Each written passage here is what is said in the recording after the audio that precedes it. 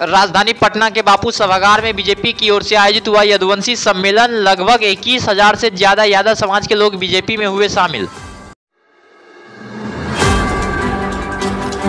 यदुवंशी सम्मेलन में सम्राट चौधरी ने आरोप लगाते हुए कहा कि बिहार सरकार चीरहरण कर रही है, अब यादव समाज के लोग चीरहरण का बदला लेगी।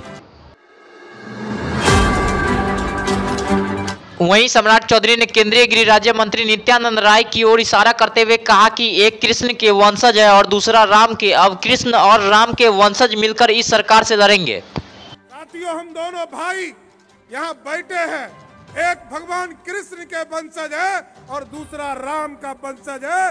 दोनों मिलकर बिहार में आपको जरूर ये बताने का काम करता हूँ, ये जो रावण रूपी और कंस रूपी जो सरकार चल रही है, इसको उखाड़ कर फेंकने का काम भी हम दोनों भाई मिलकर करेंगे।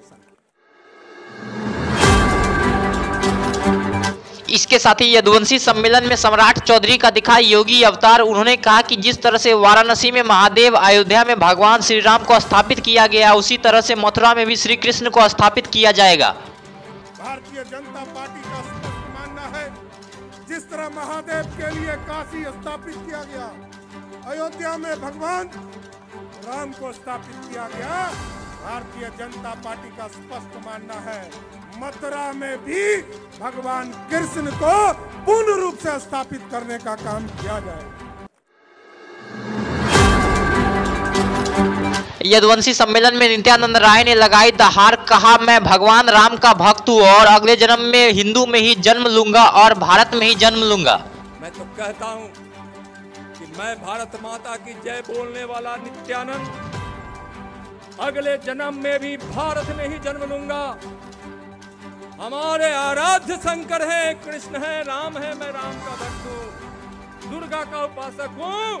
मैं अगला जन्म में भी हिंदू में ही जन्म लूंगा, हिंदू में ही जन्म लूंगा। इस दौरान नित्यानंद राय ने सीएम नीतीश कुमार पर हमला करते हुए कहा कि आप कसाई खाने खुलवाते रहिए, लेकिन जब बिहार में बीजेपी की सरकार बनेगी तो हमारी पहली प्राथमिकता होगी गौ हत्या पर प्रतिबंध लगाया जाएगा। मैं गौ माता की रक्षा का व्रत लिया हूँ और जीवन उसमें समर्पित किया हूँ बचपन से लेकर अभी तक, इसलिए अगला जन्म भी मैं यदुवंश में ही जन्म लूंगा और किसी ग्वाला और ग्वालिन के घर आंगन में ही जन्म लूंगा। नीतीश जी, आप सोचिए, कसाई खाना खोलवाइए, भारतीय जनता पार्टी की सरकार बिहार में बनेगी, उसका पहला निर्णय होगा गौ हत्या पर प्रतिबंध लगेगा।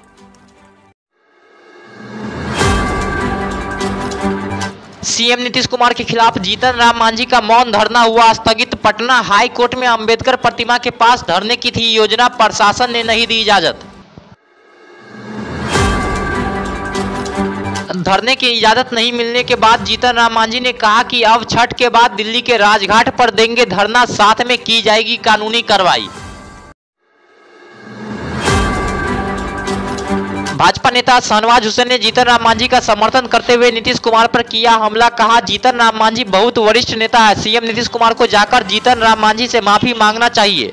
अरे मांझी जी बहुत वरिष्ठ हैं, उम्र में भी बड़े हैं और सीनियर लीडर हैं, मुख्यमंत्री के पद पे रहे हैं। मुख्यमंत्री का पद बड़ा होता है, उस पद पे रहने वाले व्यक्ति का अपमान बिहार की जनता को बड़ा दुख पहुंचा है।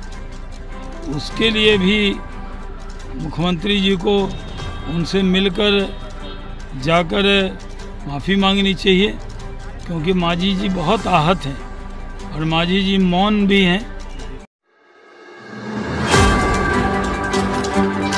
इसके साथ ही शाहनवाज हुसैन ने इंडिया अलायंस गठबंधन पर साधा निशाना। उन्होंने कहा कि उसको इंडिया गठबंधन मत बोलिए, वो इंडिया अलायंस है, जो कि अब इंडी अलायंस हो गई है। इंडिया गठबंधन कहाँ है? इंडी के अलायंस। अच्छा, इंडी अलायंस ने बोलिए। इंडिया वर्ड तो बहुत बड़ा है, वो इंडी अलायंस भिंडी अलायंस हो गया। पंडित जवाहरलाल नेहरू की जयंती समारोह पर सीएम नीतीश कुमार और डिप्टी सीएम तेजस्वी यादव हुए शामिल। नेहरू की प्रतिमा पर किया माल्यार्पण।